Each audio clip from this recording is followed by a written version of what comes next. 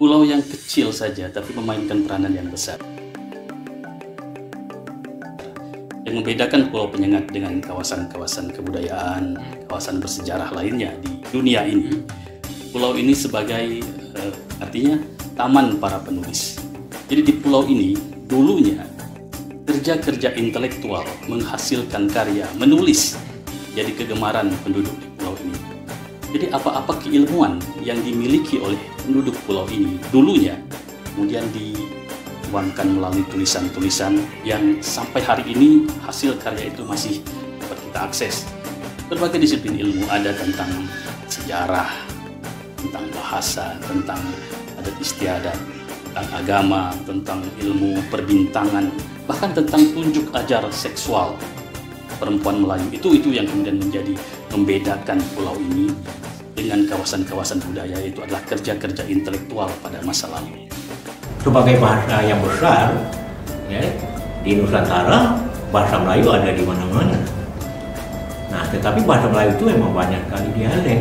Di antara sekian dialek itu, nah para pemimpin bangsa kita memilih dialek baku yang disebut pada waktu itu bahasa Melayu tinggi yang dikembangkan di Pulau Penyengat. Jadi ada institusi pengembangannya yang dipimpin oleh Raja Ali Haji. Dan itu tercatat dalam sejarah, bukan oleh bangsa kita saja, tetapi oleh bangsa Barat.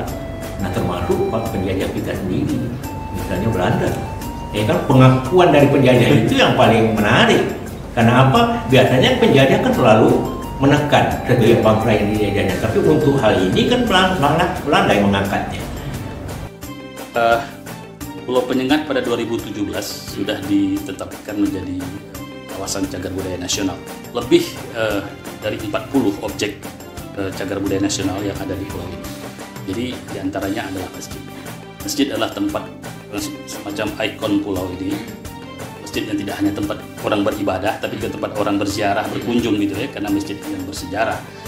Itu menjadi tumpuan orang datang. Di samping itu kemudian orang tentunya datang berziarah ke makam Raja Hamidah Engku Putri, satu komplek dengan makam Raja Ali Haji. Makam Putri Raja Hamidah itu tokoh yang pemilik pulau ini. Jadi itu yang menjadi kunjungan orang. Kemudian ada makam Raja Haji Fisabilillah. Kemudian di sebelahnya ada makam Habib Syekh dan makam-makam raja-raja yang lain. Tapi paling tidak ada 4 komplek makam yang ada di pulau ini yang pasti dikunjungi oleh pengunjung yang datang. Dan beberapa lagi tinggalan-tinggalan lama, reruntuhan istana dan bekas rumah-rumah bangsawan. Kalau ucapan lisan itu yang mengapa dikatakan ucapan lisan di lingkungan istana Pulau Penyengat itu yang baik, termasuk juga Lingga, itu dapat kita rujuk dari Panovation yang menerbitkan bukunya tahun 1910 yang kalau diterjemahkan dalam bahasa Indonesia tata bahasa Melayu itu. Ya, kalau terjemahan bahasa yang diterjemahkan oleh T.W. Kamil itu tata bahasa Melayu. Itu memang jelas kan mereka betul-betul peneliti.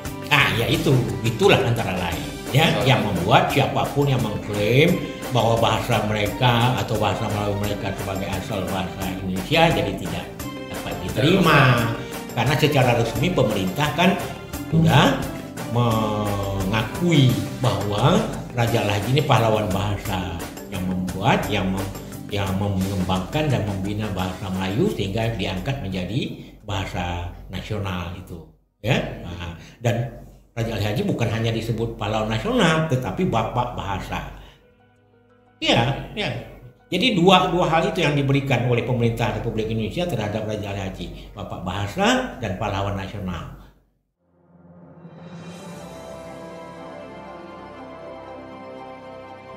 Orang tahu Pulau Penyengat umumnya dikaitkan dengan Raja Ali Haji kan hanya Gurindam 12. Nah, tidak pada hal-hal lain. Padahal Penyengat sebagai pusat kerajaan pada masa lampau, pulaunya hanya kecil saja, itu kan memberi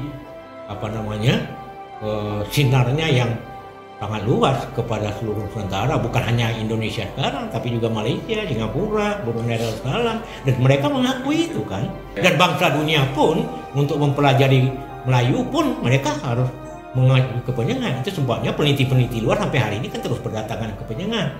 Raja Ali Haji pun agak kecewa kalau kerja-kerjanya kan tak diteruskan.